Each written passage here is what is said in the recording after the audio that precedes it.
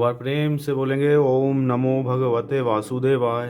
देखिए मित्रों, श्रीमद् भागवत रहस्य पे पाठ कर रहे हैं जो कि श्री रामचंद्र डोंगरे जी महाराज के प्रवचन है। उन्होंने श्रीमद् भागवत महापुराण पे बहुत सुंदर ये कथा कही है।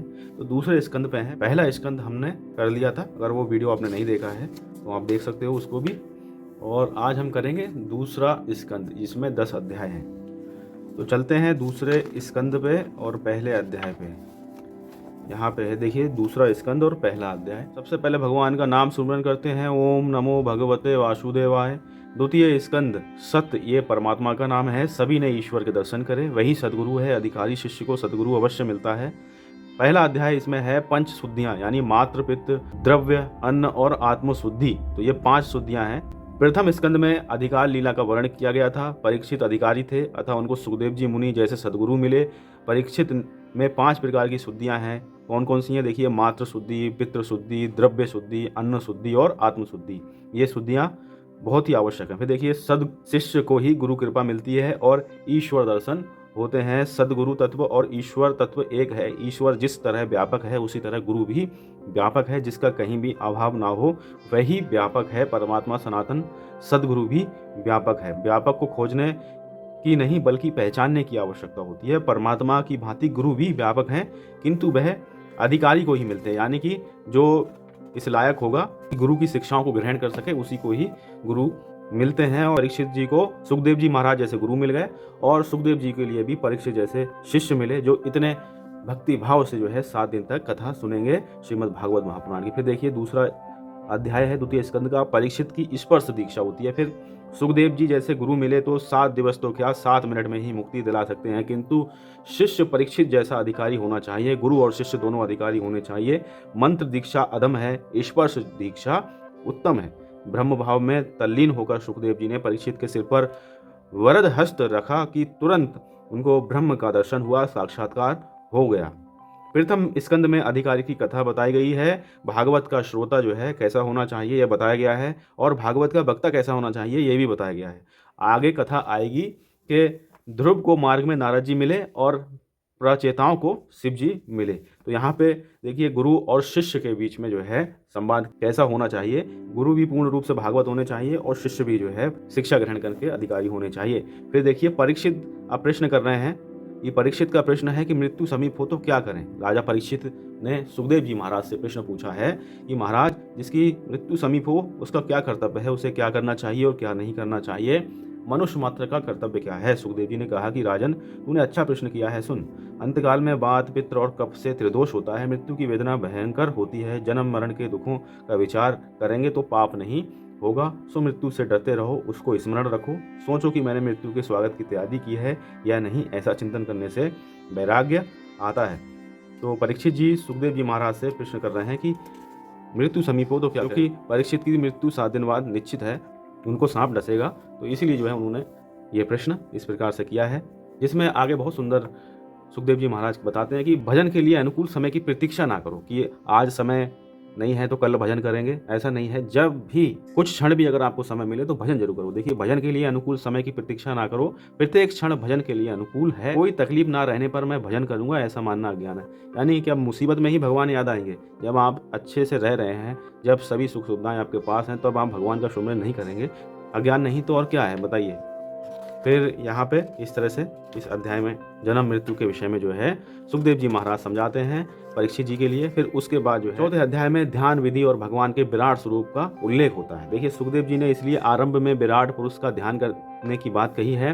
विराट पुरुष की धारणा किए बिना मन शुद्ध नहीं होता। सुखदेव जी कहते हैं कि वैसे तो मेरी निष्ठा निर्गुण में है, तथापि नंद नंदन यशोदा नंदन मेरे मन को बार बार अपनी ओर खींच लेते हैं। श्री कृष्ण भगवान की मधुर लीलाएं मेरे मन को, मेरे हृदय को बलपूर्वक अपनी ओर आकर्षित करती हैं। इसी कारण मैंने भागवत पुराण का अध्ययन किया और वह मैं आपको सुनाऊंगा। तो सुखदेव जी महाराज बहुत सुंदर यहाँ पे बात बता रहे हैं परीक्षित जी के लिए। और वो देखिए, सुंदर शब्दों में बता भी रहे हैं कि उनकी निष्ठा तो वैसे तो निर्गुण रूप में है, लेकिन जब भगवान श्री कृष्ण महाराज की लीलाएं सुनी तो उन लीलाओं ने उनके हृदय को बलपूर्वक अपनी ओर आकर्षित किया है।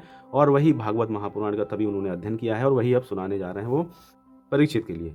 आगे बताते हैं, भगवान के नाम का प्रेम से संकीर्तन करना ही सभी शास्त्रों का सार है। सभी शास्त्र पढ़ो, उन पर विचार करो, किंतु याद रखो नारायण हरि ही सच्चे हैं।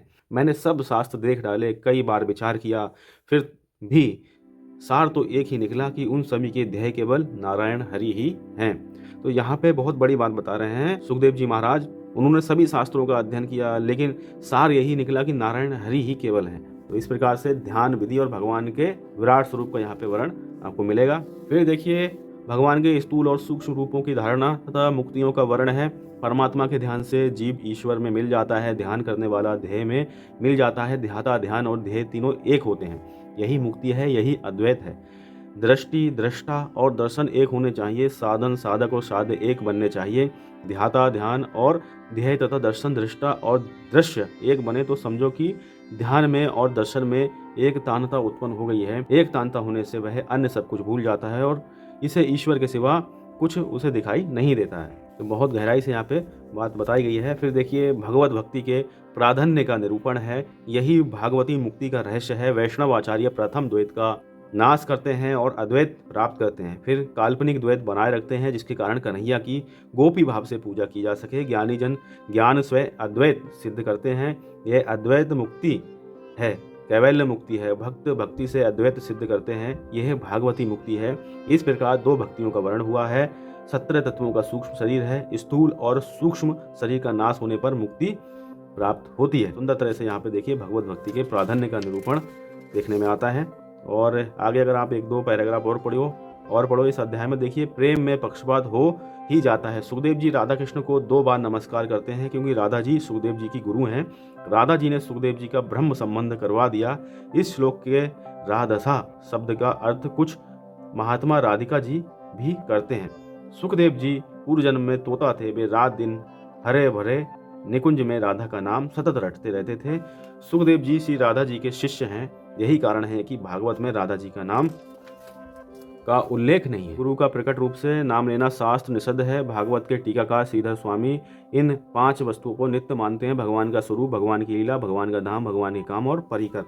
तो यहाँ पे देखिए बहुत सुंदर तरह से यहाँ पे बताया है कि सुखदेव जी महाराज देखिए पूर्व जन्म में क्या थे, तोता रूप में वो थे, जो कि निकुंज में राधा नाम का जप करते रहते थे और राधा जी उनकी गुरु थी। इसलिए जो है वे गुरु का नाम नहीं लेते हैं, इसलिए आपको भागवत में राधा जी का नाम देखने में नहीं आता है। फिर देखिए 7 नंबर यहाँ पे अध्याय शुरुआत होती है। परीक्षित का सृष्टि विषयक प्रश्न है। सुखदेव जी द्वारा सृष्टि का वर्णन है। राजा परीक्षित ने पूछा कि अपनी माया से भगवान इस सृष्टि की रचना कैसे करते हैं, इस सृष्टि की उत्पत्ति की कथा कीजिए। सुखदेव जी ने कहा कि राजन, तुमने जो प्रश्न मुझसे पूछा है वही प्रश्न नारद जी ने ब्रह्मा जी से पूछा था। तुम उसकी कथा सुनो। ब्रह्मा जी ने नारद जी से सृष्टि के आरंभ की कथा कही थी। भगवान की इच्छा हुई कि वे एक से अनेक बने, एको हम बहुश्याम। उन्हें 24 तत्व उत्पन्न किए। वे सभी तत्व कुछ ना कर सके। तब प्रभु ने उन सभी तत्वों में प्रवेश किया, तभी उन तत्वों में चेतन शक्ति प्रकट हुई। तो इस प्रकार से सृष्टि विषयक प्रश्न है। तो सृष्टि के संबंध में यहाँ पे जानकारी सुखदेव जी महाराज परीक्षित को बताते हैं। फिर देखिए भगवान के लीला अवतारों का उल्लेख है। 7वें अध्याय में भगवान के लीला अवतारों का संक्षिप्त वर्णन है। ब्रह्मा जी की निष्कपट तपश्चर्या से प्रसन्न होकर भगवान ने उन्हें अपने स्वरूप का दर्शन कराया है। आत्म तत्व के ज्ञान के लिए उन्हें परम सत्य परमात्मा वस्तु का जो उपदेश किया उसकी कथा सुनाता हूँ। आदि देव ब्रह्मा जी अपने जन्म स्थान कमल पर बैठकर सृष्टि रचना की इच्छा से सोच में डूबे हुए थे। फिर भी जिस ज्ञान दृष्टि से सृष्टि की रचना की जा सकती है वह प्राप्त ना हो सकी। ऐसे में ब्रह्मा जी ने आकाशवाणी सुनी। तप ब्रह्मा जी ने समझा कि मुझे तप करने का आदेश मिला है। ब्रह्मा जी ने 100 वर्ष तक तप किया और उन्हें चतुर्भुज नारायण जी के दर्शन हुए। तप किए बिना किसी का काम नहीं बनेगा। जो तप नहीं करेगा उसका पतन होगा। तप शब्द के अक्षरों को पलट देने पर पथ होता है। तो इस प्रकार से यहाँ पे वर्णन आता है। फिर ब्रह्मा जी का भगवत धाम दर्शन एवं चतुश्लोकी भागवत यहाँ भी पढ़ते हैं। देखिए भगवान नारायण ने ब्रह्मा जी को चतुर्श्लोकी भागवत का उपदेश किया। द्वितीय स्कंद के 9वें अध्याय के 32 से 35 श्लोक ही चतुर्श्लोकी भागवत हैं। भगवान आंख मिचौनी खेलते हैं। आरंभ में सभी जीव भागवत में निहित थे। भगवान प्रत्येक जीव को खोज कर उसके कर्मानुसार शरीर देते हैं। फिर कहते हैं कि अब मैं छिप जाता हूँ, तू मुझे खोज लेना। सब जगत अस्तित्व में नहीं था तब भी मैं था। जब जगत नहीं रहेगा तब भी मैं रहूंगा। जिस तरह स्वप्न में एक ही अनेक स्वरूप से दिखता है, उसी तरह जगत अवस्था में भी एक ही तत्व है। ऐसा ज्ञानी पुरुषों का अनुभव है। फिर देखिए माया और उसके प्रकार बताए गए हैं।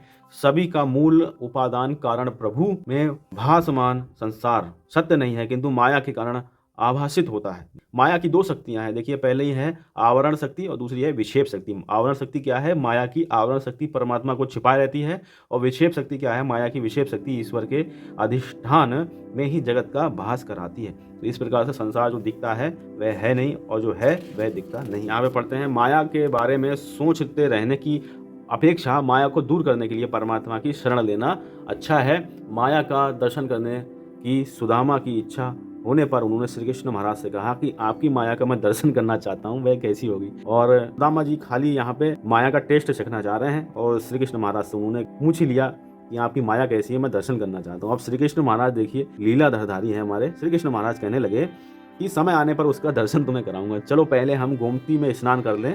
वे दोनों गोमती तट पर आए, स्नान करने लगे। भगवान तो स्नान करके पीताम्बर पहनने लगे। सुदामा ने गोमती के जल में गोता लगाया। उसी समय भगवान ने अपनी माया का दर्शन कराया।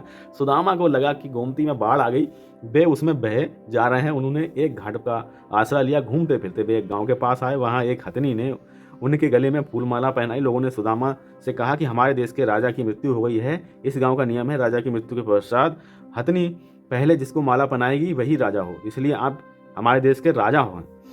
सुदामा राजा बन गए। एक राजकन्या के साथ उनका विवाह भी हो गया। 12 वर्ष के दाम्पत्य जीवन में 2 पुत्र भी उत्पन्न हो गए। फिर एक दिन बीमार होने से रानी की मृत्यु हो गई। सुदामा दुख से रोने लगे क्योंकि वह सुंदर और सुशीला थी। लोगों ने सुदामा से कहा, मत रो, हमारी मायापुरी का नियम है कि आपकी पत्नी जहाँ गई है वहाँ आप भी भेजे जाएं। पत्नी की चिता में आपको भी प्रवेश करना होगा। अब सुदामा ने पत्नी का रोना बंद कर दिया और वे रोने लगे। हाय, अब मेरा क्या होगा। उन्होंने लोगों से कहा कि मैं तो परदेसी हूँ, आपके गांव का कानून मुझ पर नहीं लग सकता। मुझे एक बार स्नान संध्या करने दो, फिर चाहे मुझे जला देना। स्नान करने गए तो 4 पुरुष निगरानी करने लगे, सुदामा कहीं भाग ना जाए। सुदामा खूब डर गए, घबराहट के मारे परमेश्वर को याद करने लगे। वे रोते हुए नदी में बाहर आए। उस समय भगवान तट पर खड़े पीताम्बर पहन रहे थे। भगवान ने पूछा कि तुम क्यों रो रहे हो। सुदामा ने कहा, वह सब कहाँ चला गया, ये सब क्या है, मेरी समझ में कुछ नहीं आता। भगवान ने कहा, यही तो मेरी माया है, मेरे बिना जो आभास होता है वही मेरी माया है। यानी जहाँ भगवान नहीं होते हैं वहाँ तो उनकी माया ही होती है। भगवान का अर्थ है विस्मरण। माँ निषेधात्मक है और या हकारात्मक है। इस प्रकार जो ना हो उसे दिखाएं वह माया है। माया के 3 प्रकार हैं। माया के 3 प्रकार कौन कौन से हैं? स्वमोहिका, स्वजन मोहिका और विमुख जन मोहिका। आगे लिखते हैं, जो सतत ब्रह्म दृष्टि रखता है उसे माया नहीं पकड़ सकती। माया जीव से लगी हुई है, ये सिद्धांत तत्व दृष्टि से सच्चा नहीं है। माया नर्तकी है, वह सबको नचाती है। नर्तकी माया के मुंह से छूटना है तो नर्तकी शब्द को उलट दो और तब होगा कीर्तन। अरे वाह, क्या सुंदर बात मिली। देखिए, कीर्तन करोगे तो माया छूटेगी। कीर्तन शब्द में हर एक इंद्रिय को काम मिलता है, इसलिए महापुरुषों ने कीर्तन शब्द को श्रेष्ठ माना है। माया का पार पाने के लिए माया जिसकी दासी है उस मायापति परमात्मा को पाने का प्रयत्न करो। माया की पीड़ा से मुक्ति पाना चाहते हो तो माधव राय की शरण में जाओ। मामेव ये प्रभंगते माया मेनतम तरंति थे। मुझे जो भजते हैं वे इस दुस्तर माया अथवा संसार को पार कर जाते हैं। सुखदेव जी महाराज कहते हैं कि परीक्षित राजन, इसलिए मनुष्य को चाहिए कि वह हर किसी स्थान में और हर किसी समय अपनी संपूर्ण शक्ति से भगवान श्री हरि का श्रवण करे, कीर्तन करे, स्मरण करता रहे। माया की अधिक चर्चा ना करो। ब्रह्मा जी ने नारद जी को ऐसी आज्ञा दी कि माया जिनकी दासी है ऐसे मायापति परमात्मा के चरणों का आसरा लेकर प्रभु भक्ति बढ़े। उसी तरह से इस सिद्धांत का विचार करो। नारद जी ने वह उपदेश व्यास जी को कहा है। व्यास जी ने उन 4 श्लोकों के आधार पर 1000 श्लोकों का भागवत शास्त्र रचा। अब यहाँ पे द्वितीय स्कंद समाप्त होता है। हरे राम राम राम हरे हरे, हरे कृष्णा कृष्ण कृष्ण हरे हरे। तो इस प्रकार से द्वितीय स्कंद का हमने पाठ कर लिया, श्री भागवत रहस्य का। तो मित्रों, एक बार प्रेम से बोलेंगे, ओम नमो भगवते वासुदेवाय।